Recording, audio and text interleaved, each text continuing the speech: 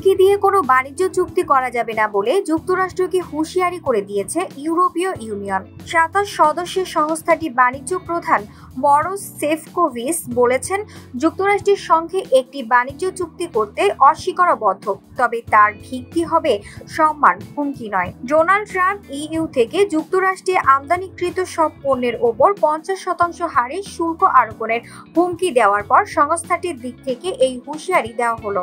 মার্কিন বাণিজ্য প্রতিনিধি জেমিসন গ্রিয়ার ও বাণিজ্য সচিব হাওয়ার্ড লুটনিকের সঙ্গে একটি ফোনালাপের পর ইইউ বাণিজ্য প্রধান বলেন, ইইউ উভয়ের জন্য কার্যকর একটি চুক্তি নিশ্চিত করতে প্রতিশ্রুতিবদ্ধ। ইইউ মার্কিন বাণিজ্য হুমকির মাধ্যমে নয়, পারস্পরিক শ্রদ্ধার মাধ্যমে পরিচালিত হওয়া উচিত। আমরা আমাদের স্বার্থ রক্ষা করতে প্রস্তুত। সামাজিক মাধ্যম সোশ্যাল ট্রুথে ট্রাম্প লিখেছেন, তাদের সঙ্গে আমাদের আলোচনার কোনো দিকে অগ্রসর হচ্ছে না। তিনি আরো বলেছেন, যুক্তরাষ্ট্রের তৈরি বা উৎপাদিত পণ্যের ওপর কোনো শুল্ক আরোপ করা হবে না।